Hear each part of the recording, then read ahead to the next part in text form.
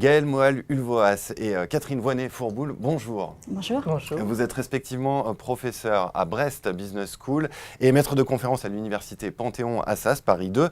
Et vous avez coordonné avec Jean-Yves Dhuicq l'ouvrage de recherche Management et Spiritualité. C'est un ouvrage collectif publié aux éditions OMS dans la collection Management Prospective Édition. Alors, première question, comment est né ce projet d'ouvrage collectif ?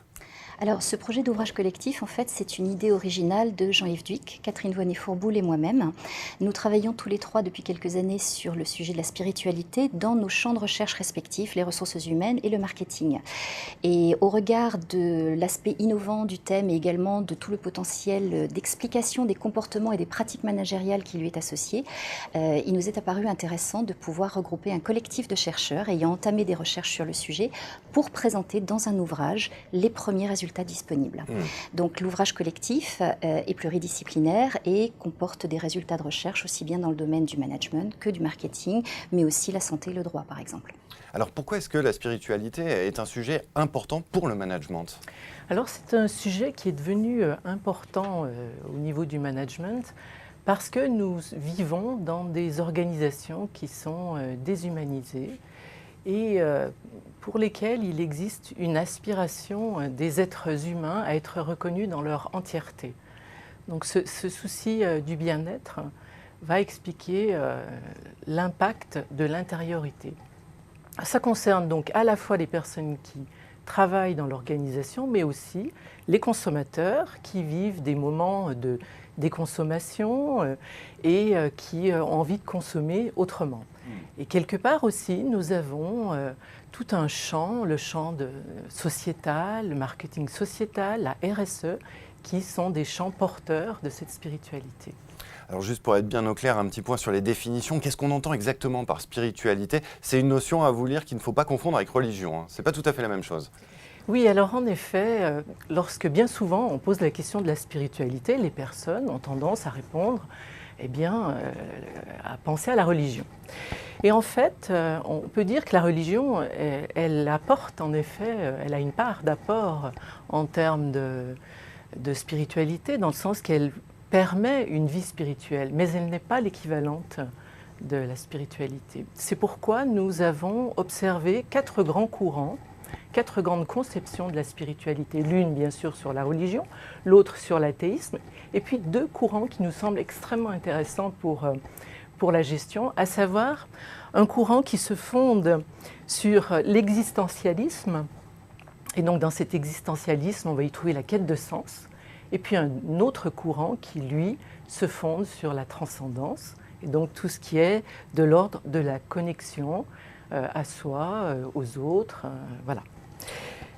Voilà donc grosso modo ce qu'on pourrait peut-être simplement rajouter, c'est que chacun va être sensible à un ou plusieurs de ces courants. Alors comment et sous quel angle cet ouvrage collectif aborde-t-il la question de la spiritualité en sciences de gestion ? Alors, aborder la spiritualité quand on fait de la recherche en sciences de gestion, ça n'est pas quelque chose de très facile. Donc, ce qui nous a paru important dans un premier temps, ça a été de proposer un chapitre introductif qui offre un cadre conceptuel et des définitions pour le terme. Donc, dans le cadre de ce chapitre sont présentés les 4 courants dont Catherine vient de parler. Il faut comprendre que le concept, en fait, n'est pas directement appréhendable d'un point de vue cognitif ou philosophique, que la spiritualité, c'est quelque chose de profondément intime, donc sensible, et que c'est également quelque chose de difficilement mesurable, qui est une des exigences quand on fait de la recherche scientifique. Donc, je dirais, à l'issue de ce chapitre introductif, nous avons présenté les synthèses des travaux disponibles dans des champs diversifiés. Alors, historiquement, il y a une plus grande présence en fait de la recherche sur la spiritualité en ressources humaines. Donc, ça constitue la première partie de l'ouvrage. La seconde partie correspond également en fait à des travaux historiquement plus importants qui sont dans le domaine du marketing. Et nous avons une troisième partie, qu'on a voulu être une partie d'ouverture, qui présente des regards à la frontière de la gestion, avec donc des apports de chercheurs dans le domaine du management, du droit et de la santé.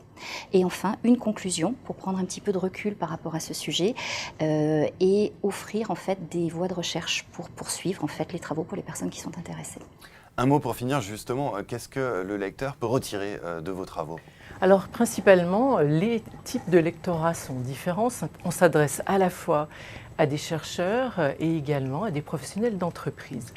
Pour les chercheurs, ce qui nous semble important, c'est de pouvoir partager un cadre conceptuel, c'est de les aider aussi à se doter d'outils, de méthodes, d'approches du champ. C'est aussi de partager quand même un certain nombre de recherches sur le fond qui sont très variées dans le champ disciplinaire de la gestion. Et puis pour ce qui concerne plus particulièrement le professionnel d'entreprise ou le consultant, alors là il est question d'aider finalement les personnes à se positionner par rapport à ce champ nouveau de la spiritualité dans la gestion. Peut-être de réinterroger la façon dont on va considérer certains apports. Peut-être va-t-on considérer les valeurs, la bienveillance d'une autre façon. Peut-être va-t-on découvrir des éléments à propos de la générativité, de l'épanouissement, qui sont des concepts très employés et qui interrogent, qui interpellent beaucoup les gestionnaires à présent. Et puis, je dirais, l'autre point, c'est que nous nous situons maintenant dans un monde qui va se développer de plus en plus en dotant l'être humain de moyens avec l'intelligence artificielle, avec la robotique. Alors finalement, heureusement, fort heureusement, il nous restera l'esprit. Mais cela rend le sujet d'autant plus sensible. Merci à toutes les deux pour cet éclairage et pour ceux qui veulent en savoir plus, chercheurs comme managers dans les entreprises, je renvoie à votre ouvrage Management et spiritualité aux éditions EMS. Merci encore à toutes les deux. Merci beaucoup.